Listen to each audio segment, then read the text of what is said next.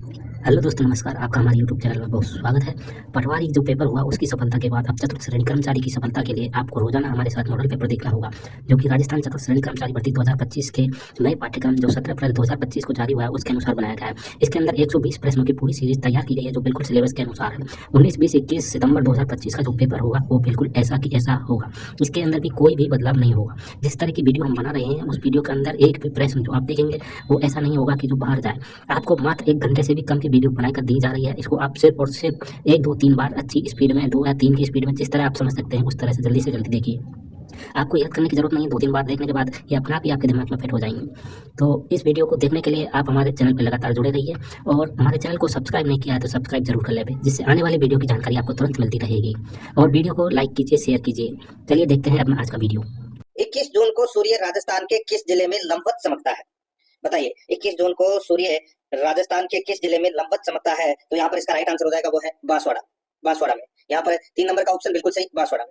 Second number का प्रश्न इसमें देखिए, थार मरुस्थल के संदर्भ में निम्न कथनों पर विचार कीजिए। थार मरुस्थल के संदर्भ में निम्न कथनों पर क्या करना है? विचार करना है कि कौन सा कथन इसमें दोस्तों। देखिए, नीचे दिए गए पुट की सहायता से दोस्तों अपने को सही उत्तर का चयन करना है। सही उत्तर का अपने को क्या करना है? चयन करना है। अब दोस्तों यहाँ पर देखिए 4 कथन दे रखे हैं।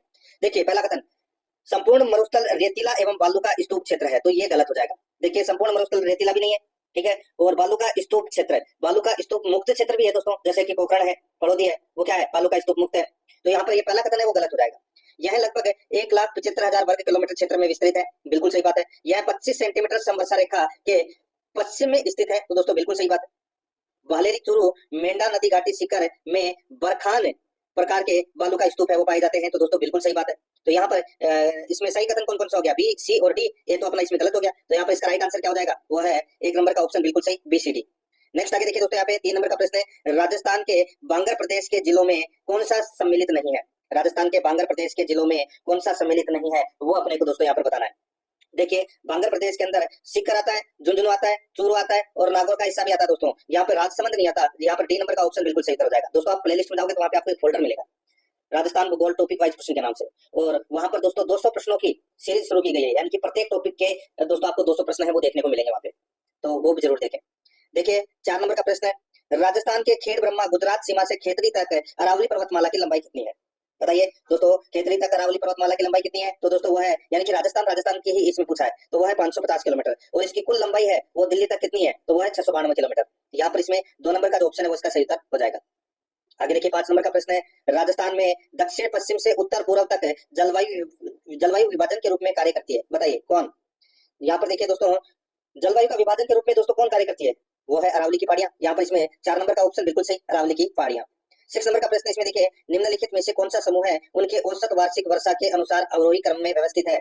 निम्नलिखित में से कौन सा समूह है उनके औसत वार्षिक वर्षा के अनुसार अवरोही क्रम में व्यवस्थित है? तो दोस्तों इसका राइट आंसर हो जाएगा अवरोही क्रम में व्यवस्थित है। तो दोस्तों यहाँ पर देखिए, बूंदी अजमेर नागौर गंगानगर, बूंदी अजमेर नागौर गंगानगर, इसका राइट आंसर हो जाएगा। यहाँ पर 4 नंबर का जो ऑप्शन है वो इसका बिल्कुल सही उत्तर हो जाएगा, ये अवरोही क्रम है, ठीक है। आगे देखिए 7 नंबर का प्रश्न है, राजस्थान की निम्न नदियों पर विचार कीजिए। दोस्तों माही, चंबल, साबरमती और लूनी दे रखी है। अरब सागर में गिरने वाली नदियां कौन सी है वो दोस्तों अपने को यहाँ पर बताना है, ठीक है। पूर्ण भाषा में उत्तर देना मित्रों। देखिए यहाँ पे माही नदी है, ये अरब सागर में गिरती है। चंबल नदी ये दोस्तों बंगाल की खाड़ी में गिरती है। साबरमती ये भी अरब सागर में गिरती है, लूनी भी अरब सागर में गिरती है। तो यहाँ पर दोस्तों अरब सागर में गिरने वाली नदियां कौन कौन सी है? तो ए, सी और डी। ए, सी और डी कौन से ऑप्शन में है? यहाँ पर आप देख सकते हैं 4 नंबर का जो ऑप्शन है वो इसका सही उत्तर हो जाएगा। आगे देखिए 8 नंबर का प्रश्न है, कौन सा सुमेलित नहीं है? कौन सा सुमेलित नहीं है? एक तरफ शाखाएं हैं, दूसरी तरफ नदी है। एक तरफ शाखाएं हैं तो दोस्तों दूसरी तरफ है नदी है। यहाँ पर देखिए दोस्तों, मैं आपको बताता हूँ, देखिए उजाड़ और आहू नदी, उजाड़ और आहू नदी ये दोस्तों किसकी सहायक नदियां हैं? तो दोस्तों ये काली सिंध की सहायक नदियां हैं, बिल्कुल सही है। चाप और जाखम है, ये माही नदी की सहायक नदियां हैं, तो दोस्तों ये भी बिल्कुल सही है। मेज और सागी, चंबल, देखिए मेज नदी तो है वो चंबल की सहायक नदी है, ये तो मान गया, लेकिन यहाँ पर जो सागी है ये दोस्तों लूनी नदी की सहायक नदी है, ठीक है। ये इसमें गलत दे रखा है, तो ये अपना क्रॉस कर दीजिए इसको। मानसी और खारी है, ये दोस्तों बनास की सहायक नदी है, तो दोस्तों ये भी बिल्कुल सही है। तो यहाँ पर अपने को बताना था असंगत युग्म कौन सा है, तो यहाँ पर 3 नंबर का असंगत युग्म है। 3 नंबर ऑप्शन बिल्कुल सही हो जाएगा। 9 नंबर का प्रश्न इसमें देखिए, निम्नलिखित में से कौन सा युग्म सही सुमेलित नहीं है? कौन सा युग्म सही सुमेलित नहीं है वो अपने को यहाँ पर बताना है। देखिए अलवर के अंदर साबी और रूपारेल नदी है, तो दोस्तों बिल्कुल सही बात है। उदयपुर के अंदर दोस्तों बनास और बेडच नदी है, तो दोस्तों बिल्कुल सही है। करौली में जगर और गंभीरी नदी है, तो दोस्तों बिल्कुल सही है। डूंगरपुर में यहाँ पे बाणगंगा और मोरेल, ये गलत हो जाएगा दोस्तों। बाणगंगा और मोरेल नदी है ये दोस्तों जयपुर से ये निकलती है, ठीक है, विराट की पहाड़ी से निकलती है बाणगंगा, और दोस्तों मोरेल नदी है ये जयपुर जिले की जो बस्सी तहसील है वहां से निकलती है दोस्तों, ठीक है। तो यहाँ पर अपना इसमें राइट आंसर हो जाएगा डूंगरपुर की जगह यहाँ पर जयपुर आना चाहिए था, तो ये सही होता। 4 नंबर ऑप्शन बिल्कुल सही। 10 नंबर का प्रश्न इसमें देखिए, राजस्थान की किस प्रसिद्ध झील पर नटनी का चबूतरा निर्मित है? बताइए नटनी का चबूतरा है वो कहाँ पर है? तो यहाँ पर इसका जो राइट आंसर हो जाएगा दोस्तों, नटनी का चबूतरा सभी को पता होगा दोस्तों। ये तो यहाँ पर देखिए नटनी का जो चबूतरा है वो है दोस्तों पिछोला झील पर। यहाँ पर इसमें 1 नंबर का जो ऑप्शन है वो इसका सही उत्तर हो जाएगा पिछोला झील पर। आगे देखिए यहाँ पे 11 नंबर का प्रश्न है, छप्पन बेसिन कि जिस जिले में है वह है, छप्पन बेसिन का है तो दोस्तों ये है बांसवाड़ा में। कहाँ पर है? बांसवाड़ा में। राइट आंसर हो जाएगा 3 नंबर का ऑप्शन बिल्कुल सही, प्रतापगढ़ और बांसवाड़ा में है। 12 नंबर का प्रश्न है, इसमें देखिए इंदिरा गांधी नहर परियोजना के बारे में कौन से कथन असत्य है? कौन से कथन असत्य है वो अपने को यहाँ पर बताना है दोस्तों। यहाँ पर देखिए इस नहर का उद्गम पंजाब में स्थित हरिके बैराज से होता है, तो दोस्तों बिल्कुल सही बात है। इस नहर का जो उद्गम है यानी कि इंदिरा गांधी नहर परियोजना का जो उद्गम है वो पंजाब में स्थित हरिके बैराज बांध से होता है, बिल्कुल सही बात है। आगे देखिए पंजाब एवं हरियाणा में इंदिरा गांधी नहर यानी कि इंदिरा गांधी फिल्टर नहर की लंबाई 170 किलोमीटर है दोस्तों। 170 किलोमीटर मान लीजिए ये लगभग, वैसे तो दोस्तों 169 किलोमीटर है, ठीक है, तो आप 170 मान लीजिए, ठीक है, ये कथन भी मान लो सही है। आगे देखिए दोस्तों यहाँ पे 3 नंबर का देखिए, इसमें राजस्थान में इंदिरा गांधी नहर फीडर की लंबाई 44 किलोमीटर है, तो 44 किलोमीटर है वो दोस्तों गलत हो जाएगा दोस्तों। राजस्थान में इंदिरा गांधी फीडर नहर की जो लंबाई है वो है दोस्तों 35 किलोमीटर। कितनी है? 35 किलोमीटर। ये तो दोस्तों बहुत ज्यादा अंतर हो गया, ठीक है, तो ये कथन गलत हो गया। इस परियोजना की परिकल्पना रावी व्यास नदियों के अधिशेष जल में राजस्थान के हिस्से में से 7.59 MAF जल के लिए की गई है, तो दोस्तों बिल्कुल सही बात है। तो यहाँ पर 3 नंबर का ऑप्शन राइट आंसर हो जाएगा, क्योंकि ये अपना कथन है वो क्या है? असत्य है, ठीक है। और इसकी दोस्तों फीडर की जो कुल लंबाई है वो कुल लंबाई है वो दोस्तों 204 किलोमीटर है। 204 में से 169 है ये दोस्तों पंजाब और हरियाणा में है, और 35 किलोमीटर है वो दोस्तों राजस्थान में है। तो 169 प्लस 35 कितने होते हैं? 204। तो यहाँ पर इसमें सही उत्तर क्या हो जाएगा? इस प्रश्न का राइट आंसर 3 नंबर ऑप्शन हो जाएगा। आगे देखिए यहाँ पे 13 नंबर का प्रश्न है, माही नदी के पानी का उपयोग बिजली और सिंचाई के विकास हेतु किए जाने के लिए राजस्थान और गुजरात की संयुक्त बहुउद्देशीय उद्यम परियोजना कौन सी है?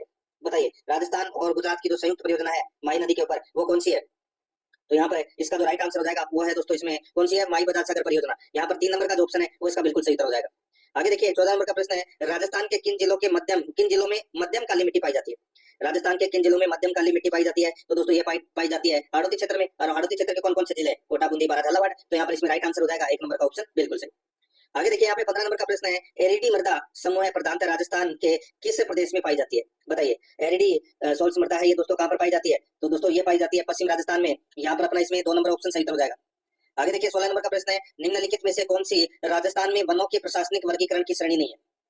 बताइए दोस्तों कौन सी राजस्थान में वनों की प्रशासनिक वर्गीकरण की श्रेणी नहीं है? यहाँ पर आप देख सकते हैं दोस्तों कौन सी श्रेणी नहीं है। देखिए आरक्षित वन है, सुरक्षित वन है, अवर्गीकृत है, लेकिन अनारक्षित नहीं है। यहाँ पर 2 नंबर का जो ऑप्शन है वो इसका सही उत्तर हो जाएगा। आगे देखिए 17 नंबर प्रश्न है, साइबेरियन सार्स किस ऋतु में घना पक्षी राष्ट्रीय उद्यान में आते हैं? यानी कि दोस्तों ये घना पक्षी विहार किसको बोलते हैं? केवला देव को बोलते हैं, ठीक है, भरतपुर में हो। तो दोस्तों किस ऋतु में साइबेरियन सार्स घना पक्षी राष्ट्रीय उद्यान में आते हैं? तो यहाँ पर इसका राइट आंसर हो जाएगा वो है इसमें शीत ऋतु में। यहाँ पर इसमें राइट आंसर हो जाएगा 1 नंबर का ऑप्शन बिल्कुल सही, शीत ऋतु में। आगे देखिए दोस्तों यहाँ पे 18 नंबर का प्रश्न है, इसमें देखिए किस परियोजना के अंतर्गत जयपुर से अजमेर राष्ट्रीय राजमार्ग संख्या 8 को 6 लेन में परिवर्तित किया गया है? बताइए, बहुत ही अच्छा प्रश्न है दोस्तों। यहाँ पर पूछा गया है कि किस परियोजना के अंतर्गत जयपुर से अजमेर राष्ट्रीय राजमार्ग संख्या 8 को 6 लेन में परिवर्तित किया गया है? तो यहाँ पर इसका राइट आंसर हो जाएगा वो है दोस्तों स्वर्णिम चतुर्भुज परियोजना, गोल्डन क्वाड्रिलेटरल प्रोजेक्ट। तो यहाँ पर अपना इसमें राइट आंसर हो जाएगा 4 नंबर का ऑप्शन सही उत्तर हो जाएगा। 19 नंबर का प्रश्न इसमें देखिए 2011 की जनगणना के अनुसार राजस्थान की कुल जनसंख्या में शहरी व ग्रामीण जनसंख्या का प्रतिशत क्रमशः कितना है?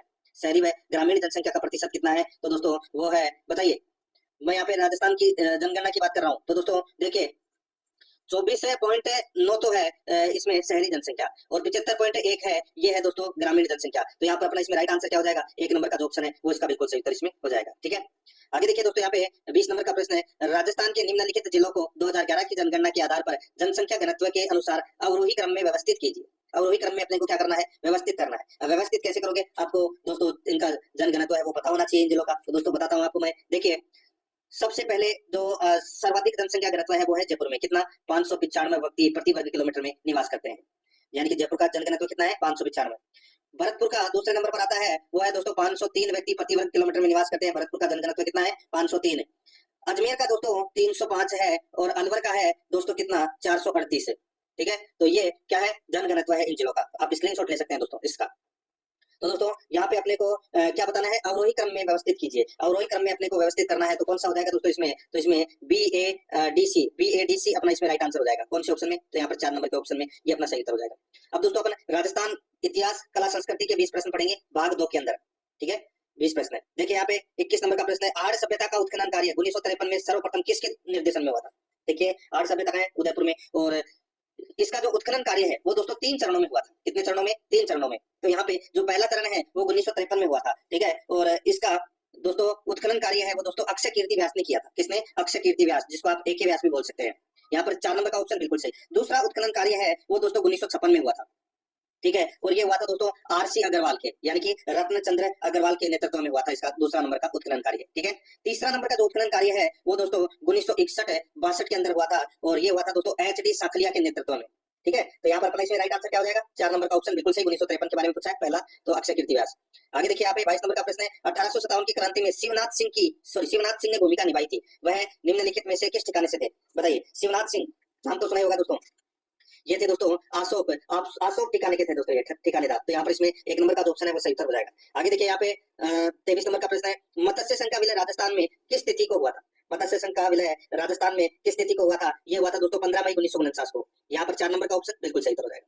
24 नंबर का प्रश्न इसमें देखिए, किसके नेतृत्व में 25 अप्रैल 1934 को कटराथल में आयोजित विशाल महिला सम्मेलन में हजारों महिलाओं ने भाग लिया था। सभी को बताओगे तो किशोरी देवी के नेतृत्व में हुआ था दोस्तों ये। यहाँ पर 4 नंबर का ऑप्शन बिल्कुल सही उत्तर हो जाएगा। 25 नंबर का प्रश्न इसमें देखिए, 1919 में राजस्थान सेवा संघ की स्थापना विजय सिंह पथिक, रामनारायण चौधरी और हरिभाई किंकर के योगदान से कहाँ हुई। राजस्थान सेवा संघ की स्थापना विजय सिंह पथिक, रामनारायण चौधरी और हरिभाई किंकर के योगदान से कहाँ हुई, तो यहाँ पर इसका राइट आंसर हो जाएगा वो है वर्धा महाराष्ट्र में। यहाँ पर 4 नंबर का जो ऑप्शन है वो इसका बिल्कुल सही उत्तर हो जाएगा, वर्धा महाराष्ट्र में। आगे देखिए यहाँ पे 26 नंबर का प्रश्न है, सहेलियों की बाड़ी राजस्थान के किस शहर में स्थित है। बताइए, सहेलियों की बाड़ी कहाँ पर है, तो दोस्तों ये उदयपुर में है। 1 नंबर का ऑप्शन बिल्कुल सही। नेक्स्ट आगे देखिए, निम्नलिखित में से रामसनेही संप्रदाय की सिंहतल शाखा के प्रवर्तक संत कौन थे। सिंहतल शाखा के प्रवर्तक संत कौन थे, वो थे दोस्तों हरिराम दास जी। यहाँ पर 1 नंबर का ऑप्शन बिल्कुल सही हो जाएगा, हरिराम दास जी। 28 नंबर का प्रश्न है, ग्रासिया जनजाति द्वारा किया जाने वाला नृत्य है, ग्रासिया जनजाति द्वारा किया जाने वाला नृत्य कौन सा है, तो दोस्तों वो नृत्य है वालर नृत्य, ठीक है। वालर नृत्य है ये, ग्रासिया जनजाति द्वारा किया जाने वाला नृत्य है। 3 नंबर ऑप्शन बिल्कुल सही। आगे देखिए दोस्तों, यहाँ पे कार्तिक पूर्णिमा को कपिल मुनि का मेला लगता है, तो दोस्तों कार्तिक पूर्णिमा को कपिल मुनि का मेला कहाँ लगता है, तो दोस्तों ये कोलायत में लगता है, कोलायत बीकानेर में। 2 नंबर ऑप्शन बिल्कुल सही। आगे देखिए यहाँ पे 30 नंबर प्रश्न है, मेवाड़ शैली के चित्रित ग्रंथों एवं चित्रों का सही कालक्रम क्या है। दोस्तों यहाँ पर देखिए ये थोड़ा सा प्रश्न है वो डीपली हो जाएगा, ठीक है। इसका मैं आपको उत्तर बता देता हूँ दोस्तों। मेवाड़ शैली के चित्रित ग्रंथों एवं चित्रों का सही कालक्रम है, तो दोस्तों सही कालक्रम के बारे में यहाँ पर पूछा गया है, तो मैं आपको बता देता हूँ दोस्तों। इसमें सबसे पहले निसारदीन द्वारा चित्रित रागमाला चित्र है जो 1605 में बनाया गया था, ठीक है। उसके बाद में दोस्तों साहिबदीन द्वारा चित्रित मेवाड़ भागवत, ये 2 नंबर पे आएगा। फिर साहिबदीन द्वारा फिर मनोहर द्वारा चित्रित रामायण, ये 3 नंबर पर। फिर साहिबदीन द्वारा चित्रित आर्ष रामायण, ठीक है, ये 4 नंबर पर। तो यहाँ पर इसमें राइट आंसर क्या हो जाएगा, वो है दोस्तों 4, 2, 1, 3, इसका बिल्कुल सही उत्तर हो जाएगा, यानी कि 1 नंबर का जो ऑप्शन है वो इसका बिल्कुल सही।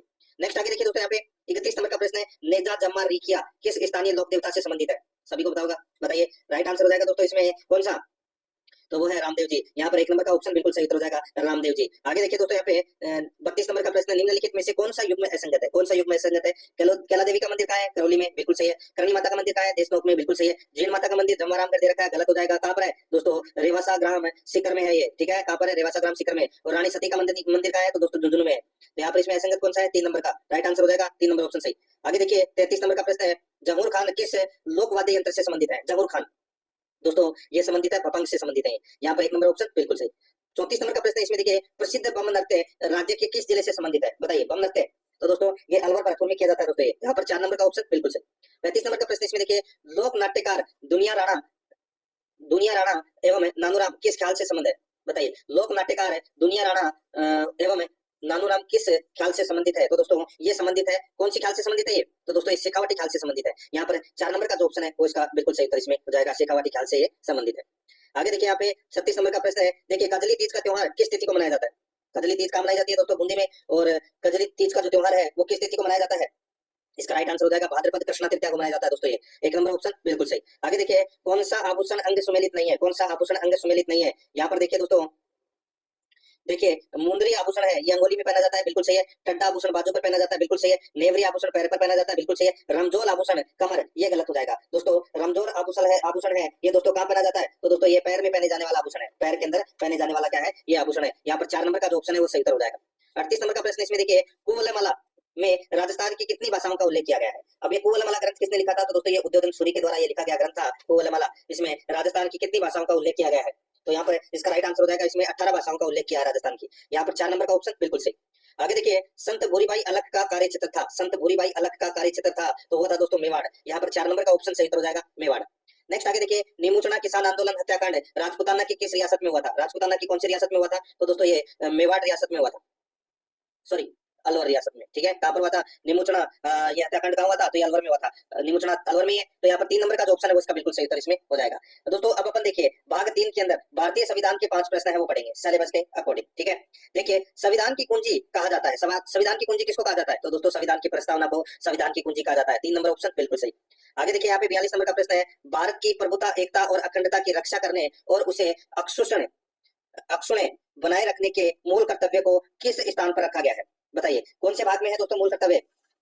तो यहाँ पर इसका जो राइट आंसर हो जाएगा वो है दोस्तों, देखिए मूल कर्तव्य है, मूल कर्तव्य को दोस्तों कौन से स्थान पर रखा गया है? यहाँ पे देखिए उसमें अक्षुषण बनाए रखने के लिए मूल कर्तव्य को किस स्थान पर रखा गया है? दोस्तों मूल कर्तव्य को वैसे तो रखा गया है दोस्तों तीसरे स्थान पर। कौन से स्थान पर? दोस्तों तीसरे स्थान पर रखा गया है। ठीक है, और अगर भाग की बात करूं तो दोस्तों मूल अधिकार है वो भाग 3 में है और भाग 4 क्या में है दोस्तों मूल कर्तव्य। ठीक है, तो यहाँ पर इसमें राइट आंसर क्या हो जाएगा? तीसरे स्थान पर दोस्तों इसको रखा गया है संविधान में।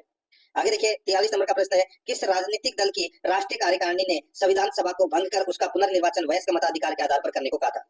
बताइए किस राजनीतिक दल की राष्ट्रीय कार्यकारिणी ने संविधान सभा को भंग कर उसका पुनर्निर्वाचन वयस्क मताधिकार के आधार पर करने को कहा था? तो इसका राइट आंसर हो जाएगा वो है दोस्तों समाजवादी दल ने। तो यहाँ पर इसमें राइट आंसर क्या हो जाएगा? 2 नंबर ऑप्शन बिल्कुल सही। आगे देखिए दोस्तों यहाँ पे संसदीय शासन प्रणाली की विशेषता क्या नहीं है? संसदीय शासन प्रणाली की विशेषता क्या नहीं है? तो दोस्तों क्या नहीं है?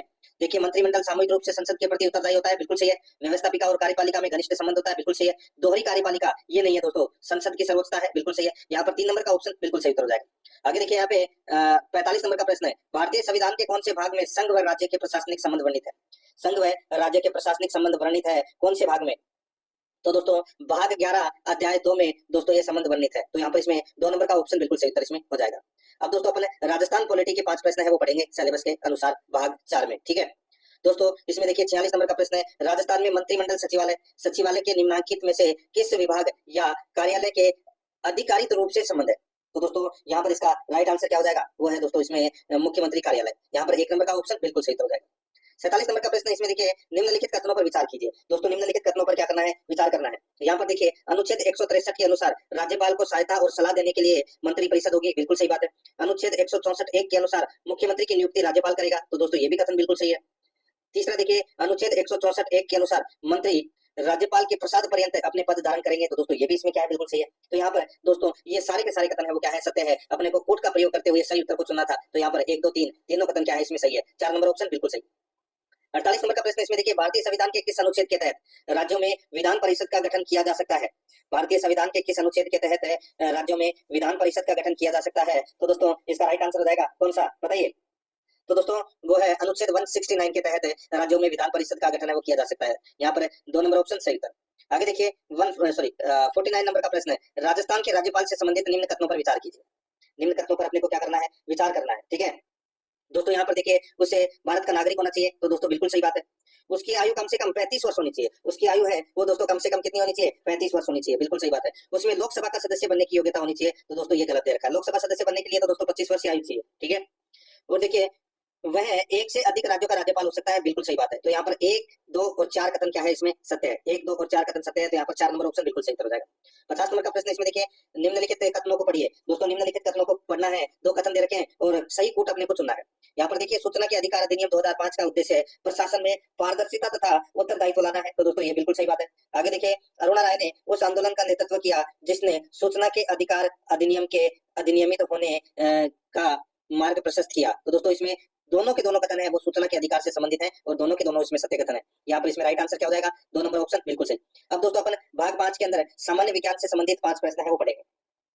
अब दोस्तों इसमें देखिए पूर्ण 51 नंबर का प्रश्न है, पूर्ण आंतरिक परावर्तन कब होता है? पूर्ण आंतरिक परावर्तन कब होता है? तो दोस्तों ये होता है, कब होता है बताइए? ये होता है दोस्तों अपवर्तन कोण 90 डिग्री से अधिक है, तब दोस्तों पूर्ण आंतरिक परावर्तन होता है। यहाँ पर 3 नंबर का जो ऑप्शन है वो इसका सही उत्तर हो जाएगा। आगे देखिए दोस्तों यहाँ पे 52 नंबर का प्रश्न है, किसको मैग्नीशियम का दूध कहते हैं? तो दोस्तों किसको मैग्नीशियम का दूध कहते हैं? तो वो कहते हैं दोस्तों MgOH3। MgOH3 को दोस्तों मैग्नीशियम का दूध कहते हैं। और दोस्तों इसका जो नाम है वो है मैग्नीशियम ओजोनाइड। Magnesium ozonide. तो यहाँ पर इसमें राइट आंसर हो जाएगा, 1 नंबर ऑप्शन सही उत्तर हो जाएगा। 53 नंबर प्रश्न इसमें देखिए, निम्नलिखित में से कौन रासायनिक परिवर्तन का उदाहरण है? बताइए रासायनिक परिवर्तन का उदाहरण कौन सा नहीं है, दोस्तों कौन सा है? तो दोस्तों यहाँ पर देखिए, इसमें पकाए जाने पर सब्जी का नरम होना, पकाए जाने पर सब्जी का नरम होना, तो ये रासायनिक परिवर्तन है दोस्तों। यहाँ पर अपना इसमें राइट आंसर 3 नंबर का ऑप्शन बिल्कुल सही उत्तर इसमें हो जाएगा। ठीक है, आगे देखिए दोस्तों, यहाँ पे 54 नंबर का प्रश्न है, भूख तथा प्यास के केंद्र मस्तिष्क के किस भाग में पाए जाते हैं? भूख तथा प्यास के केंद्र मस्तिष्क के किस भाग में पाए जाते हैं? ये पाए जाते हैं दोस्तों हाइपोथैलेमस में। हाइपोथैलेमस में। यहाँ पर 4 नंबर का ऑप्शन बिल्कुल सही उत्तर हो जाएगा। आगे देखिए 55 नंबर प्रश्न है, निम्नलिखित में से कौन सा जल जनित रोग है? कौन सा जल जनित रोग है? तो दोस्तों इसका राइट आंसर हो जाएगा, देखिए पीलियो, उल्टी होना, दस्त होना, ये सभी क्या है? तो ये जल जनित रोग है। यहाँ पर इसमें 4 नंबर का जो ऑप्शन है वो इसका बिल्कुल सही उत्तर इसमें हो जाएगा। ठीक है, अब दोस्तों अपन है वो भाग 6 में बेसिक कंप्यूटर के 5 प्रश्न है वो पढ़ेंगे सिलेबस के अकॉर्डिंग। 56 नंबर का प्रश्न इसमें देखिए, निम्न में से कौन सी कंप्यूटर की अभिलक्षणिकताएं है? निम्न में से कौन सी कंप्यूटर की अभिलाक्षणिकताएं हैं? तो दोस्तों यहाँ पर देखिए वो है सटीकता है, पारिश्रमिकता है और बहुमुखी भी है। तो यहाँ पर इसका राइट आंसर हो जाएगा ये सभी, 2 नंबर का ऑप्शन बिल्कुल सही।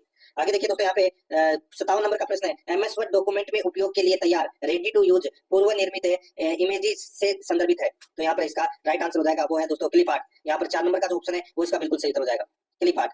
आगे देखिए यहाँ पे निम्न में से कौन सी इनपुट युक्ति प्राय लैपटॉप का एक मानक लक्षण है?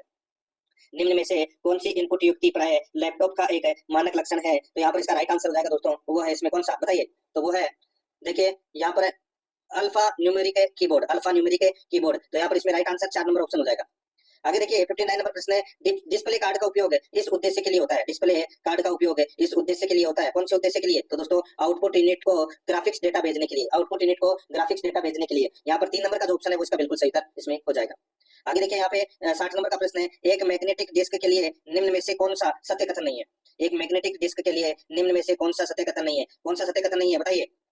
देखिए यह मैग्नेटिक टेप की अपेक्षा महंगी है, तो दोस्तों बिल्कुल सही बात है ये सभी। तो दोस्तों ये तो अभी नहीं है।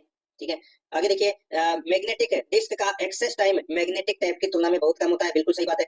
आगे देखिए यह भंडारित डेटा पर केवल अनुक्रमिक एक्सेस देता है, तो ये अनुक्रमिक एक्सेस है वो नहीं देता है दोस्तों। तो यहाँ पर अपना इसमें 4 नंबर का जो ऑप्शन है वो इसका राइट आंसर हो जाएगा, क्योंकि ये कथन है वो क्या है, गलत है। 7 नंबर का भाग है, इसमें देखिए राजस्थान अपन को राजस्थान समसामयिक यानी कि राजस्थान करंट अफेयर से संबंधित 5 प्रश्न है वो अपन इसमें पढ़ने जा रहे हैं। देखिए 61 नंबर का प्रश्न है, 10 से 11 फरवरी 2025 को इंटरनेशनल हाइड्रोजन कॉन्क्लेव 2025 का आयोजन कहाँ किया गया? बताइए कहां पर किया गया? तो दोस्तों ये सुरेश ज्ञान विहार यूनिवर्सिटी जयपुर में किया गया। 2 नंबर का ऑप्शन बिल्कुल सही। 62 नंबर का प्रश्न इसमें देखिए, नीति आयोग द्वारा जारी राज्यों की वित्तीय स्वास्थ्य सूचकांक रिपोर्ट 2025 में राजस्थान को कौन सा स्थान प्राप्त हुआ है? नीति आयोग द्वारा जारी राज्यों की वित्तीय स्वास्थ्य सूचकांक रिपोर्ट 2025 में राजस्थान को कौन सा स्थान प्राप्त हुआ है? तो दोस्तों कौन सा स्थान? तो 12वां स्थान प्राप्त हुआ है। यहाँ पर 3 नंबर का ऑप्शन बिल्कुल सही। 63 नंबर प्रश्न इसमें देखिए, 11 फरवरी 2025 को राजस्थान सरकार द्वारा इलेक्ट्रिक वाहनों को बढ़ावा देने के लिए इलेक्ट्रिक वाहन नीति 2022 के तहत कितनी राशि से ई व्हीकल प्रमोशन फंड गठित किया गया है? 11 फरवरी 2025 को राजस्थान सरकार द्वारा इलेक्ट्रिक वाहनों को बढ़ावा देने के लिए इलेक्ट्रिक वाहन नीति 2022 के तहत कितनी राशि से ई व्हीकल प्रमोशन फंड गठित किया गया है? तो यहाँ पर इसका राइट आंसर क्या हो जाएगा? वो है दोस्तों 200 करोड़। यहाँ पर 2 नंबर का जो ऑप्शन है वो इसका बिल्कुल सही उत्तर हो जाएगा, 200 करोड़। आगे देखिए दोस्तों, यहाँ पे 64 नंबर का प्रश्न है, राजस्थान सरकार पर्यटन को बढ़ावा देने के लिए वन डिस्ट्रिक्ट वन डेस्टिनेशन योजना लागू कर रही है। इस योजना के तहत निम्नलिखित छोटे जिलों में स्थित पर्यटक स्थलों को विकसित किया जाएगा।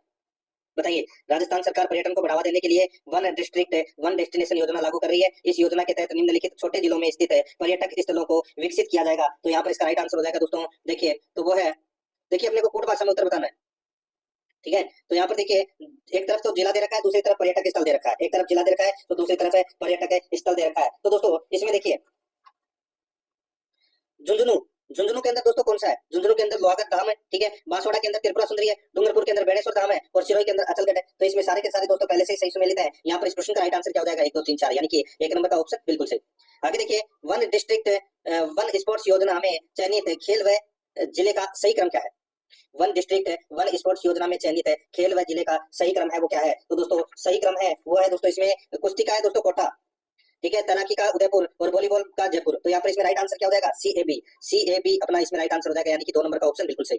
आगे देखिए यहाँ पे भाग 8 के अंदर दोस्तों भारत के और विश्व के करंट अफेयर के अपन 5 प्रश्न है वो पढ़ेंगे। ठीक है दोस्तों, इसमें देखिए यहाँ पे 66 नंबर का प्रश्न है, 9 अप्रैल 2025 को जारी किए गए आवधिक श्रम बल सर्वेक्षण PLFS 2024 के आंकड़ों के संबंध में कौन सा कथन सत्य है? कौन सा कथन सत्य है? तो यहाँ पर देखिए कुल श्रम बल भागीदारी दर 59.6% बिल्कुल सही है। शहरी क्षेत्रों में समग्र श्रमिक जनसंख्या अनुपात 47.6% बिल्कुल सही है। ग्रामीण क्षेत्र में कुल बेरोजगारी दर 4.2% बिल्कुल सही है। तो यहाँ पर इसका राइट आंसर हो जाएगा उपरोक्त सभी कथन है उसमें क्या है? सत्य है। आगे देखिए भारत ने किस क्षेत्र में साइबर सुरक्षा को मजबूत करने के लिए पहली डिजिटल खतरा रिपोर्ट 2024 लॉन्च किया? भारत ने किस क्षेत्र में साइबर सुरक्षा को मजबूत करने के लिए पहली डिजिटल खतरा थ्रेट रिपोर्ट 2024 लॉन्च किया है? तो यहाँ पर इसका राइट आंसर हो जाएगा वो है दोस्तों बैंकिंग, वित्तीय सेवाओं और बीमा क्षेत्र में। तो यहाँ पर इसमें राइट आंसर 1 नंबर ऑप्शन हो जाएगा। आगे देखिए देश का पहला सहकारी विश्वविद्यालय त्रिभुवन सहकारी विश्वविद्यालय किस राज्य में स्थापित किया जाएगा? देश का पहला सहकारी विश्वविद्यालय त्रिभुवन सहकारी विश्वविद्यालय किस राज्य में स्थापित किया जाएगा? तो इसका राइट आंसर हो जाएगा ये गुजरात में स्थापित किया जाएगा दोस्तों। 2 नंबर ऑप्शन सही। आगे देखिए निम्नलिखित में से असत्य विकल्प चुनिए। दोस्तों असत्य विकल्प है वो अपने को यहाँ पर क्या करना है? चुनना है। देखिए विश्व जल दिवस 2025 की थीम ग्लेशियर संरक्षण है, बिल्कुल सही बात है। संयुक्त राष्ट्र ने वर्ष 2025 को ग्लेशियरों के संरक्षण का अंतर्राष्ट्रीय वर्ष घोषित किया है, तो दोस्तों ये भी बिल्कुल सही है। तीसरा देखिए वर्ष 2025 से 2034 तक क्रायोस्फीयर विज्ञान के लिए कार्रवाई का दशक घोषित किया गया है, तो दोस्तों ये भी बिल्कुल सही है। चौथा देखिए वर्ष 2025 का विश्व जल दिवस 23 मार्च को मनाया गया है, तो ये गलत हो जाएगा दोस्तों, ये 22 मार्च को मनाया गया है। तो यहाँ पर इसमें राइट आंसर क्या हो जाएगा? 4 नंबर ऑप्शन बिल्कुल सही, क्योंकि ये असत्य कथन है। 17 नंबर का प्रश्न इसमें देखिए यूनेस्को के प्रतिष्ठित प्रिक्स वर्सेल्स 2024 वर्ल्ड टाइटल किस भारतीय विरासत को प्रदान किया गया है? तो दोस्तों ये प्रदान किया गया है स्मृति वन भूकंप स्मारक संग्रहालय भुज गुजरात को। तो यहाँ पर इसमें स्मारक संग्रहालय भुज गुजरात 4 नंबर ऑप्शन सही। दोस्तों ये मैंने आपको जीके से संबंधित 17 प्रश्न है वो करवा दिए, परीक्षा में जीके से संबंधित 17 प्रश्न है वो पूछे जाएंगे। और आगे दोस्तों अब अपन 20 प्रश्न है वो हिंदी के, 15 प्रश्न इंग्लिश के और 15 प्रश्न गणित के पढ़ने वाले हैं, ठीक है। देखिए 11 नंबर प्रश्न है पवन शब्द का सही संधि विच्छेद क्या है? पवन शब्द का संधि विच्छेद हो जाएगा दोस्तों पो प्लस अन। क्या हो जाएगा? पो प्लस अन। 3 नंबर ऑप्शन सही उत्तर। आगे देखिए सही संधि विच्छेद नहीं है, बताइए सही संधि विच्छेद किसमें नहीं है? तो दोस्तों यहाँ पे देखिए अनवित अन प्लस वित, दोस्तों यहाँ पे वित नहीं होगा, इसमें इत हो जाएगा, ठीक है। अन प्लस सॉरी अनु प्लस इत हो जाएगा, इसमें अनु प्लस इत, ठीक है। तो ये हो जाएगा अनवित और इसमें यन संधि का प्रयोग हुआ है। यहाँ पर 4 नंबर का ऑप्शन राइट आंसर हो जाएगा क्योंकि ये गलत दे रखा है। 73 नंबर का प्रश्न इसमें देखिए निम्नलिखित निर उपसर्ग युक्त शब्द नहीं है, बताइए निर उपसर्ग किसमें नहीं है? तो यहाँ पर देखिए नृत्य के अंदर नहीं है दोस्तों निरुपसर्ग, बाकी तीनों के अंदर निरुपसर्ग है। यहाँ पर इसमें 1 नंबर का ऑप्शन बिल्कुल सही। आगे देखिए सौंदर्य शब्द में प्रयुक्त प्रत्यय है, सौंदर्य शब्द में कौन सा प्रत्यय है? तो दोस्तों यहाँ पर देखिए यह प्रत्यय है दोस्तों यहाँ पे, ठीक है। राइट आंसर हो जाएगा यहाँ पे 2 नंबर का ऑप्शन बिल्कुल सही, यह प्रत्यय। आगे देखिए दोस्तों यहाँ पे तालाब में कमल का फूल खिला है, रेखांकित शब्द संज्ञा प्रकार है, बताइए कमल कमल है वो दोस्तों कौन सी संज्ञा है? कौन सी संज्ञा का उदाहरण है कमल? तो यहाँ पर इसका राइट आंसर हो जाएगा ये जातिवाचक संज्ञा है दोस्तों। यहाँ पर 1 नंबर का ऑप्शन बिल्कुल सही। आगे देखिए राधा पढ़कर सोती है, इस वाक्य में पढ़कर किस क्रिया का उदाहरण है? पढ़कर है ये कौन सी क्रिया का उदाहरण है? तो दोस्तों पढ़कर यानी कि ये क्रिया कंप्लीट हो चुकी है, यानी कि पूर्वकालिक क्रिया का उदाहरण है दोस्तों ये। 2 नंबर ऑप्शन बिल्कुल सही। 77 नंबर का प्रश्न इसमें देखिए निम्नलिखित को सुमेलित कीजिए। सूची फर्स्ट में दोस्तों शब्द दे रखा है और सूची सेकंड में विलोम शब्द दे रखा है। दोस्तों इसमें देखिए दोस्तों यहाँ पे ग्राह्य, बताइए दोस्तों ग्राह्य के अंदर सॉरी ग्राह्य का विलोम क्या हो जाएगा? बताइए दोस्तों ग्राह्य का विलोम है वो हो जाएगा दोस्तों इसमें त्याज्य, ठीक है। ग्राह्य का क्या हो जाएगा? त्याज्य हो जाएगा। और ज्योति का दोस्तों ज्योति का क्या हो जाएगा? ज्योति का हो जाएगा दोस्तों तम, क्या हो जाएगा? तम। सत्य का क्या हो जाएगा? मिथ्या। और आदर का क्या हो जाएगा? शुष्क। तो यहाँ पे इसमें राइट आंसर क्या हो जाएगा? 3 1 2 4 3 1 2 4 कौन सी ऑप्शन में है? तो यहाँ पर देखिए पहले नंबर के ऑप्शन में है, ये अपना सही उत्तर हो जाएगा। आगे देखिए दोस्तों यहाँ पे 78 नंबर का प्रश्न है निम्नलिखित में विलोम शब्दों का असंगत युग्म है, विलोम शब्दों का असंगत युग्म कौन सा है? यहाँ पर देखिए खल का हो जाएगा दोस्तों सज्जन, बिल्कुल सही है। स्थावर का जंगम हो जाएगा, बिल्कुल सही है। विधि का निर्देश हो जाएगा, बिल्कुल सही है। तिमिर और अंधकार ये दोस्तों परस्पर पर्यायवाची शब्द है, तिमिर और अंधकार, ठीक है। तिमिर का दोस्तों विलोम क्या हो जाएगा? प्रकाश हो जाएगा, क्या हो जाएगा? प्रकाश। तो यहाँ पर इसमें राइट आंसर 3 नंबर ऑप्शन हो जाएगा क्योंकि ये असंगत है। आगे देखिए 79 नंबर का प्रश्न है निम्नलिखित को सुमेलित कीजिए। एक तरफ शब्द है दूसरी तरफ पर्यायवाची है, एक तरफ शब्द है दूसरी तरफ पर्यायवाची है। तो दोस्तों इसमें देखिए समुद्र का पर्यायवाची है वो क्या है? तो वो है अर्णव, अर्णव है ये समुद्र का पर्यायवाची है। सर्प का पर्यायवाची है वो दोस्तों पन्नग है, ठीक है, पन्नग। और असुर का पर्यायवाची दोस्तों यातुदान है और सिंह का पर्यायवाची है वो है शार्दुल। तो यहाँ पर इसमें राइट आंसर क्या हो जाएगा? 4 3 2 1 4 3 2 1 इसका बिल्कुल सही उत्तर हो जाएगा, यानी कि अपना इसमें 1 नंबर का ऑप्शन बिल्कुल सही। आगे देखिए 80 नंबर का प्रश्न है अनेकार्थक शब्द अंक का निम्नलिखित में से कौन सा एक अर्थ नहीं है? अनेकार्थक शब्द अंक का निम्नलिखित में से कौन सा एक अर्थ नहीं है? तो यहाँ पर इसका राइट आंसर क्या हो जाएगा? वो है दोस्तों किरण। 2 नंबर का जो ऑप्शन है वो इसका बिल्कुल सही उत्तर हो जाएगा किरण। दोस्तों 81 नंबर का प्रश्न इसमें देखिए निम्नलिखित में देशज शब्द कौन सा है? बताइए देशज शब्द कौन सा है? तो दोस्तों यहाँ पर देखिए तेंदुआ, तेंदुआ है वो दोस्तों देशज शब्द है। यहाँ पर 3 नंबर का जो ऑप्शन है वो इसका बिल्कुल सही उत्तर इसमें हो जाएगा, ठीक है। ये आपको इसमें याद रखना है, यहाँ पर इसमें 3 नंबर ऑप्शन बिल्कुल सही। आगे देखिए दोस्तों यहाँ पे किस विकल्प में सभी शब्द तत्सम है? सभी शब्द तत्सम है किस विकल्प में? तो दोस्तों अग्नि वायु के अंदर दोस्तों तत्सम शब्द दोनों के दोनों है। यहाँ पर 2 नंबर ऑप्शन सही उत्तर। 83 नंबर प्रश्न है, दूसरों के उपकार को न मानने वाला के लिए एक शब्द है, तो वो शब्द है दोस्तों कृतघ्न। क्या है? कृतघ्न। 1 नंबर ऑप्शन बिल्कुल सही। 84 नंबर का प्रश्न है, निम्नलिखित में शुद्ध वर्तनी युक्त शब्द है, शुद्ध वर्तनी युक्त शब्द है, तो वो कौन सा है? तो वो है दोस्तों, देखिए अपने को कूट भाषा में उत्तर देना है, ठीक है, कूट भाषा में क्या करना है? उत्तर देना है। यहाँ पर आप देख सकते हैं दोस्तों, इसमें देखिए निरोग, तो दोस्तों इसमें मात्रा ये वाला गलत दे रखा है इसमें, ठीक है, इसमें बढ़िया आएगी दोस्तों। सन्यासी दोस्तों यहाँ पर बिल्कुल सही है। और यहाँ पे अतिवृष्टि भी दोस्तों इसमें गलत दे रखी है, ये वाली मात्रा आएगी ती के ऊपर। सात्विक और कनिष्ठ ये दोस्तों दोनों बिल्कुल सही है। तो यहाँ पे इसमें BDE कथन है वो क्या है? इसमें सत्य है। BDE कथन क्या है? इसमें सत्य है, ये शुद्ध शब्द है दोस्तों। यहाँ पर 3 नंबर ऑप्शन सही। आगे देखिए 85 नंबर का प्रश्न है, निम्नलिखित में से शुद्ध वाक्य की पहचान कीजिए। दोस्तों शुद्ध वाक्य की क्या करना है? पहचान करना है। तो दोस्तों शुद्ध वाक्य कौन सा है इसमें? इसमें देखिए उसके चाचा को लड़की हुई है, ठीक है, उसके चाचा को लड़की थोड़ी हुई है दोस्तों, ठीक है। मेरा नाम श्री आनंद कुमार जी है, तो खुद के नाम के आगे जी थोड़ी लगता है दोस्तों। आपका बहुत है, ठीक है, ये भी गलत हो जाएगा दोस्तों। इसमें है रेलवे के कई कर्मचारियों की गिरफ्तारी हुई, तो दोस्तों यहाँ पर इसमें 4 नंबर का जो ऑप्शन है वो इसका बिल्कुल सही उत्तर इसमें हो जाएगा, ठीक है, ये वाक्य शुद्ध है दोस्तों। आगे देखिए, हथियार डाल देना इस मुहावरे का सही अर्थ क्या है? हथियार डाल देना यानी कि दोस्तों हार मान लेना। 4 नंबर ऑप्शन सही था। आगे देखिए, मन की पवित्रता महत्वपूर्ण है, अर्थ को प्रकट करने वाली लोकोक्ति है। मन की पवित्रता महत्वपूर्ण है, अर्थ को प्रकट करने वाली लोकोक्ति है, तो वो कौन सी लोकोक्ति है? तो वो लोकोक्ति है दोस्तों, मन चंगा तो कटौती में गंगा। यहाँ पर 2 नंबर का ऑप्शन बिल्कुल सही। 88 नंबर का प्रश्न, इसमें देखिए निम्न में से कौन सी कार्यालय पत्र की विशेषता नहीं है? कौन सी कार्यालय पत्र की विशेषता नहीं है दोस्तों? इसमें देखिए कार्यालय पत्र में दोस्तों पत्र सामासिक व अलंकारित होने चाहिए, ये विशेषता नहीं है दोस्तों, ठीक है, ये कथन गलत है। तो यहाँ पर इसमें 2 नंबर का ऑप्शन राइट आंसर हो जाएगा, बाकी इसमें सारे सही है। आगे देखिए यहाँ पे 89 नंबर प्रश्न, निम्न में से कौन सा सरकारी पत्र नहीं है? सरकारी पत्र कौन सा नहीं है दोस्तों? यहाँ पर देखिए इसमें आवेदन पत्र है, ये दोस्तों सरकारी पत्र नहीं है, बाकी अनुस्मारक अधिसूचना और परिपत्र तीनों है। यहाँ पर 3 नंबर का जो ऑप्शन है वो इसका बिल्कुल सही उत्तर हो जाएगा। आगे देखिए 90 नंबर प्रश्न है, ज्ञापन के लिए अंग्रेजी के किस शब्द का प्रयोग किया जाता है? ज्ञापन के लिए अंग्रेजी के किस शब्द का प्रयोग किया जाता है? तो दोस्तों वो है मेमोरेंडम शब्द का प्रयोग है वो किया जाता है। 4 नंबर का ऑप्शन बिल्कुल सही उत्तर हो जाएगा, मेमोरेंडम शब्द का। दोस्तों अब अपन है वो सामान्य अंग्रेजी यानी कि इंग्लिश ग्रामर से संबंधित है 15 प्रश्न पढ़ेंगे भाग 10 के अंदर, ठीक है। यहाँ पर देखिए 91 नंबर का प्रश्न है, fill in the blank with the correct option. इसमें देखिए they looking after offence since 1980।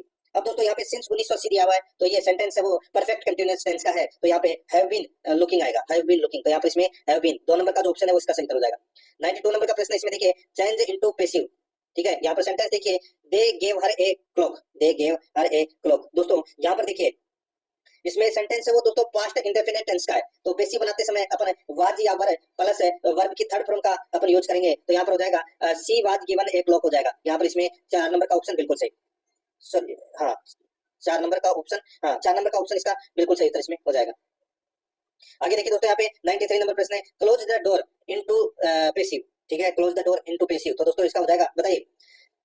तो इसमें लेट का प्रयोग होगा दोस्तों, let the door be closed, तो यहाँ पर इसमें राइट आंसर 3 नंबर ऑप्शन हो जाएगा। आगे देखिए यहाँ पे choose the correct indirect from of the following direct speech sentence. यहाँ पर देखिए he said O I agree, तो दोस्तों इसमें देखिए ये ओ है, ये क्या है? ये विस्मयादि बोधक शब्द है, ठीक है, तो यहाँ पर दोस्तों इसमें हो जाएगा he said understanding, he said ये क्या है? अंडरस्टैंडिंग, हाँ ठीक है, तो देखिए he said understandingly that he agreed, तो यहाँ पर इसमें राइट आंसर हो जाएगा वो है 1 नंबर का ऑप्शन बिल्कुल सही उत्तर हो जाएगा इसमें। आगे देखिए यहाँ पर 95 नंबर प्रश्न है, choose the correct indirect speech of the given sentence from the option that follow. इसमें देखिए दोस्तों इनडायरेक्ट स्पीच से संबंधित ये प्रश्न है, he said to me how is your mother, तो दोस्तों यहाँ पर है इसमें देखिए हाउ इज योर मदर प्रश्नवाचक चिन्ह लगा हुआ है, ठीक है, तो यहाँ पर दोस्तों ये साधारण वाक्य में बदला जाएगा, तो यहाँ पर हो जाएगा he asked me how my mother was, तो यहाँ पर 3 नंबर का ऑप्शन बिल्कुल सही उत्तर हो जाएगा। आगे देखिए यहाँ पे चूज द करेक्ट ऑप्शन, दोस्तों खालिस्तान बनना है, of these substance is found in India, तो दोस्तों खालिस्तान में क्या आएगा? तो इसमें आ जाएगा ईच ऑफ दीज, तो यहाँ पर 2 नंबर का ऑप्शन बिल्कुल सही उत्तर हो जाएगा। आगे देखिए 97 नंबर प्रश्न है, he is not honourable man, he is not honourable man, तो यहाँ पर इसका राइट आंसर हो जाएगा एन ऑनरेबल मैन आएगा इसमें, 1 नंबर का ऑप्शन बिल्कुल सही। 98 नंबर प्रश्न है, इसमें देखिए higher we go cooler it is, higher we go cooler is it is, तो दोस्तों यहाँ पर इसका राइट आंसर क्या हो जाएगा बताइए। तो दोस्तों यहाँ पर आप देख सकते हैं इसके अंदर higher we go cooler it is, तो दोस्तों यहाँ पर देखिए इसमें the higher we go the cooler it is, तो इसमें दोनों के अंदर द का प्रयोग होगा दोस्तों, ठीक है, तो यहाँ पर इसमें राइट आंसर हो जाएगा 3 नंबर ऑप्शन सही। आगे देखिए यहाँ पे 99 नंबर प्रश्न है, your argument is the point, your argument is the point है, तो यहाँ पर इसका राइट आंसर क्या हो जाएगा? वो है इसमें दोस्तों योर आर्गुमेंट इज दोस्तों बिसाइड्स द पॉइंट, तो यहाँ पर इसमें 1 नंबर का ऑप्शन बिल्कुल सही हो जाएगा। आगे देखिए 100 नंबर का प्रश्न है, fill in the blank with the correct preposition. बताइए, खाली स्थान भरना है। तो यहाँ पर देखिए, I thought you would be late dinner, तो बताइए क्या आएगा? तो दोस्तों इसमें आएगा ऑन डिनर आएगा इसमें, ठीक है। 3 नंबर का ऑप्शन बिल्कुल सही उत्तर इसमें हो जाएगा। आगे देखिए दोस्तों, यहाँ पे 101 नंबर प्रश्न है, which of the following is the most appropriate conversion from affirmative to negative. तो यहाँ पे देखिए एवरीबडी वाज प्रेजेंट, तो दोस्तों एवरीबडी वाज प्रेजेंट है, तो इसका राइट आंसर हो जाएगा दोस्तों वो है ऑल वर प्रेजेंट। तो यहाँ पे इसमें 1 नंबर का ऑप्शन बिल्कुल सही हो जाएगा, ठीक है। तो यहाँ पर इसका राइट आंसर हो जाएगा ऑल वर प्रेजेंट। आगे देखिए दोस्तों, यहाँ पे 102 नंबर का प्रश्न है, इसमें देखिए चूज दैट करेक्ट स्पेलिंग। दोस्तों अपने को बताना है कि कौन सी स्पेलिंग है वो बिल्कुल करेक्ट है। तो वो है दोस्तों, यहाँ पर देखिए ये जो सेकंड नंबर की स्पेलिंग है गारंटी, ये दोस्तों बिल्कुल सही है। यहाँ पर 2 नंबर ऑप्शन सही।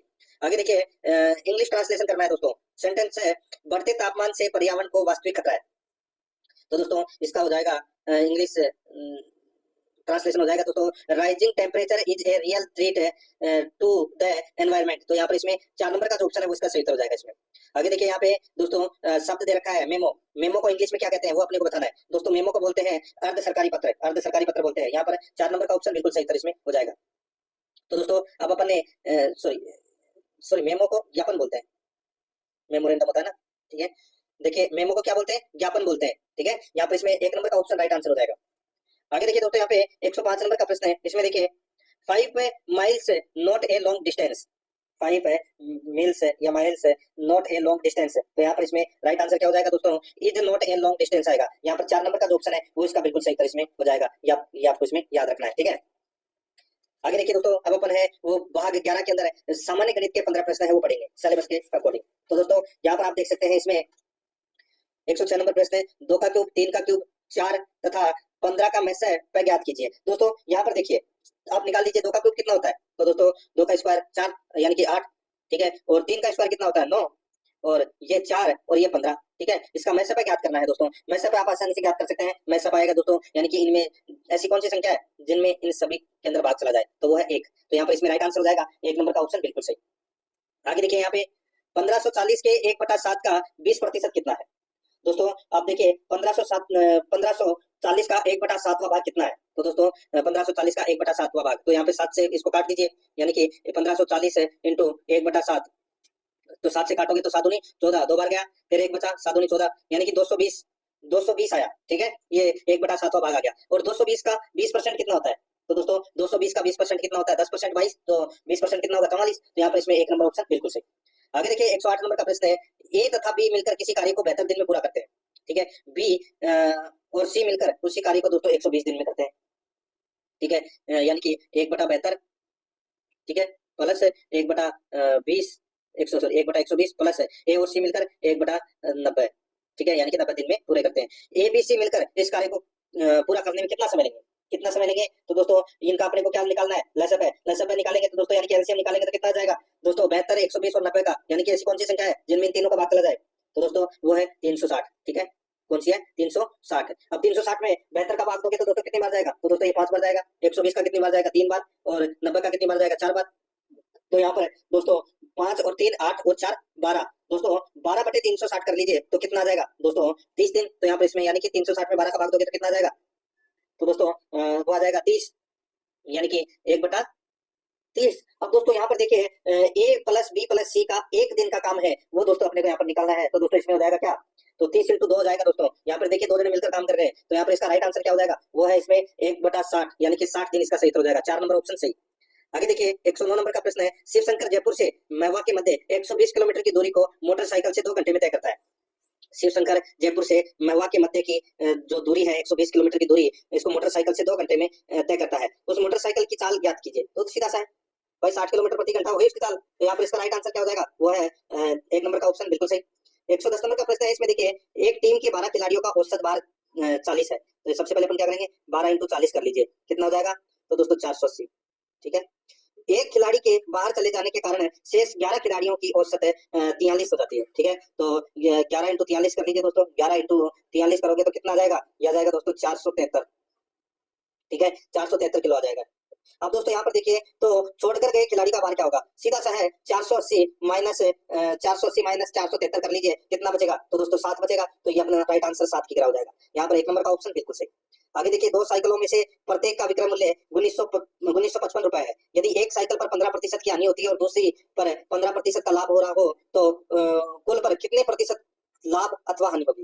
दोस्तों अब इसमें देखिए जब दोनों साइकिलों का विक्रय मूल्य समान हो, ठीक है, और लाभ और हानि में भी दोस्तों जो प्रतिशत है वो बराबर दे रखी हो, तो अपने को क्या करना है, बाकी सारी चीजें भूल जानी है, 15 का 15% निकाल देना है, ठीक है। और एक तरफ हानि हो रही है, दूसरी तरफ लाभ हो रहा है तो हानि ही होगी, ठीक है। 15 का 15% कितना होता है, 2.25, कितना होता है 2.25, तो ये 2.25 क्या हो जाएगी, हानि, तो 2.25% हानि। 4 नंबर का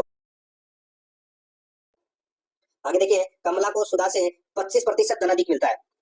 ये कमला है और ये सुधा है, ठीक है। तो कमला को सुधा से 25% धन अधिक मिलता है, यानी कि इसको 100 मिलता है तो इसको कितना मिलेगा, 125। और सुधा को नगमा से 20% कम धन मिलता है। नगमा को सुधा से 20% सुधा को नगमा से 20% कम धन मिलता है। यदि कमला के पास 450 रुपए है, यदि कमला के पास 450 रुपए है, तो मान लीजिए दोस्तों यहाँ पे धन ज्ञात करना है। तो दोस्तों देखिए, सबसे पहले यहाँ पर देख लीजिए दोस्तों, यहाँ पे अपने को सुधा का, यहाँ पर देखिए कमला के पास कितने हैं, कमला के पास में है 450 रुपए, ठीक है। अब देखिए कमला को सुधा से 25% अधिक धन मिलता है, तो दोस्तों अपने को सुधा का धन ज्ञात करना है। तो कैसे ज्ञात करेंगे दोस्तों, 450 इंटू 100/125, तो दोस्तों ये 100 से 25 से 4 बार कट गया, ये 5 बार कट गया, ठीक है। 5 से दोस्तों ये 90 बार कट गया, यानी कि 90 इंटू 4 कितने होते हैं, 360। तो यहाँ पे सुधा का धन निकल कर आ गया दोस्तों, कितना, 360, ठीक है। अब दोस्तों यहाँ पर देखिए नगमा का धन है वो अपने को ज्ञात करना है। अब दोस्तों नगमा का में देखिए क्या बोल रहा है, सुधा को नगमा से 20% धन कम मिलता है, ठीक है। तो नगमा का धन निकालेंगे तो दोस्तों यहाँ पे 360 इंटू 100/80, बस। तो यहाँ पर 20 से ये 5 बार कट गया, 20 से ये 4 बार कट गया, ठीक है। 4 नाम 37, यानी कि 90 बार कट गया, ठीक है। 90 इंटू 5 कर लीजिए, कितना आ जाएगा दोस्तों, 450। तो ये नगमा का धन कितना है, 450 रुपए। 1 नंबर ऑप्शन बिल्कुल सही। 113 नंबर प्रश्न, इसमें देखिए 5500 रुपए 6 वर्ष में साधारण ब्याज की दर से 10,780 रुपए हो जाता है, तो वार्षिक ब्याज की दर क्या है। 6 वर्ष में दोस्तों साधारण ब्याज की दर से सीधा सा 10,780 माइनस 5,500 कर लीजिए, ठीक है। तो कितना बचा, 5,000 दोस्तों, कितना बचा, 5,280 रुपए बचा, ठीक है। ये 5,280 क्या है, ब्याज है, और दोस्तों 5,680 ये जो ब्याज है, ठीक है। अब इसमें अपन को क्या करना है, तो दोस्तों सीधा सा है 5,280 अपने को वार्षिक ब्याज की दर ज्ञात करनी है, ठीक है। तो 5,000 एक तो दोस्तों 5,200 जो 80 आए हैं, इसमें 6 का भाग दे लीजिए, ठीक है। और फिर 1 साल का ब्याज निकाल लीजिए, आप ऐसे भी निकाल सकते हैं और ऐसे भी निकाल सकते हैं। 5,280 इंटू 100 बटे मूलधन कितना है 5,500 इंटू समय कितना है 6, बस इसको काट दीजिए, ये 2 जीरो से ये 2 जीरो कट गया, ठीक है। बाकी दोस्तों इनको काट लीजिए, इनको काटोगे तो 16% आ जाएगा। यहाँ पर 3 नंबर का ऑप्शन बिल्कुल सही। आगे देखिए, राम मोहन और सोहन के बीच से कोई राशि 3:4:6 के अनुपात में विस्तारित की जाती है। यदि मोहन को राम से 1200 रुपए अधिक मिलते हैं तो सोहन को मिलने वाली राशि है। तो दोस्तों ये राम, ये मोहन और ये सोहन, ठीक है। अनुपात है दोस्तों यहाँ पे 3:4 और 6, ठीक है। अब यहाँ पर देखिए, यदि मोहन को राम से 1200 रुपए अधिक मिलते हैं, यानी कि एक बराबर कितना है 1200, ठीक है। एक बराबर कितना है 1200, तो सोहन कितने पे आता है 1200 इंटू 6 कर लीजिए, 1200 इंटू 6 कर लीजिए दोस्तों, कितना हो जाएगा 7200। तो यहाँ पर इसमें सोहन को मिलने वाली राशि है, ठीक है। तो 7200 इसका राइट आंसर होगा दोस्तों। देखिए ऑप्शन थोड़े से टेढ़े मेढ़े हो गए, 7200 इसका राइट आंसर हो जाएगा। ये इधर आ गए होंगे 7200, ठीक है, 7200 कर लेना राइट आंसर। आगे देखिए दोस्तों, यहाँ पे 115 नंबर का प्रश्न है। इसमें देखिए, सलीम ने 1500 रुपए लगाकर व्यापार प्रारंभ किया और 4 माह बाद रहीम कुछ धन लगाकर साझेदार हो गया। बताइए, सलीम ने 1500 रुपए लगाकर व्यापार प्रारंभ किया और 4 माह बाद रहीम कुछ धन लगाकर साझेदार हो गया। यदि वर्ष के अंत में लाभ 9:8 के अनुपात में बांटा जाए तो बताओ रहीम ने कितनी पूंजी लगाई। तो रहीम ने कितनी पूंजी लगाई, तो दोस्तों ये तो अपना क्या हो गया, सलीम हो गया, ठीक है। और ये दोस्तों रहीम हो गया। अब यहाँ पे सलीम ने तो दोस्तों पूरे साल के लिए लगाई है, तो यहाँ पे 1500 इंटू 12, ठीक है। और रहीम दोस्तों 4 माह बाद लगाकर साझेदार हुआ था, तो यहाँ पर दोस्तों x इंटू 4, ठीक है। तो दोस्तों यहाँ पर क्या हो जाएगा दोस्तों 1500 इंटू 12 बटे x इंटू 4, बस इसको काट लीजिए। और यहाँ पे अनुपात दे रखा है दोस्तों 9/8, ठीक है। बस इसको काट लीजिए, 4000 इसका राइट आंसर आ जाएगा। यहाँ पर 3 नंबर का ऑप्शन बिल्कुल सही तरह इसमें हो जाएगा, ये आपको इसमें याद रखना है। आगे देखिए दोस्तों, यहाँ पे 116 नंबर का प्रश्न है। अस्मिता ने 9,534 की एक राशि 4% प्रतिवर्ष की साधारण ब्याज की दर से एक निश्चित समयावधि पश्चात 11,442 की राशि प्राप्त करने के लिए निवेश किया। कुल राशि प्राप्त करने के लिए उसने कितने वर्षों के लिए निवेश किया? भाई क्या करोगे आप दोस्तों, माइनस करोगे, ठीक है भाई। 9,534 है, वो क्या है, मूलधन है, दर है अपने पास में 4% दे रखी है।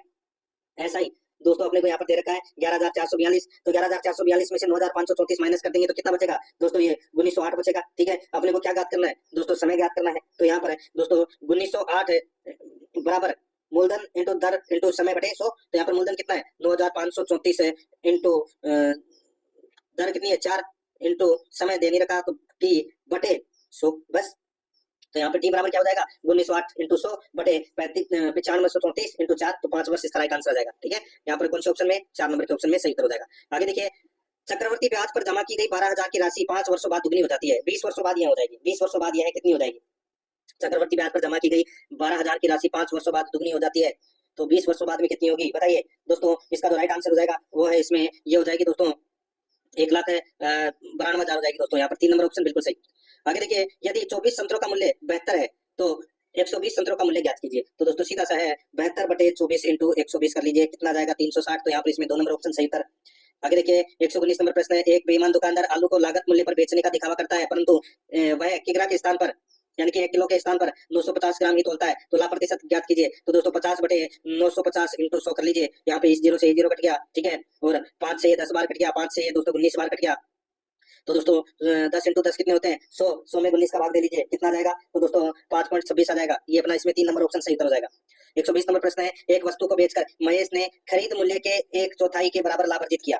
यदि उसने उसे 375 में बेचा तो लागत मूल्य क्या था? 375 में बेचा तो लागत मूल्य क्या था? तो दोस्तों लागत मूल्य देखिए, यहाँ पे बिक्री मूल्य दे रखा है 375, लाभ दे रखा है दोस्तों यहाँ पे अपन x/4, ठीक है, 1/4 है, ठीक है। तो विक्रय मूल्य बराबर लागत मूल्य प्लस लाभ। तो यहाँ पर इसको अपन ऐसे लिख सकते हैं 375 बराबर x प्लस x/4, ठीक है। तो यहाँ पर 375 बराबर क्या हो जाएगा? 5x/4। तो यहाँ पर 375 इंटू 4/5 हो जाएगा, तो 300 आ जाएगा राइट आंसर। तो यहाँ पर इसमें 3 नंबर का ऑप्शन बिल्कुल सही उत्तर इसमें हो जाएगा।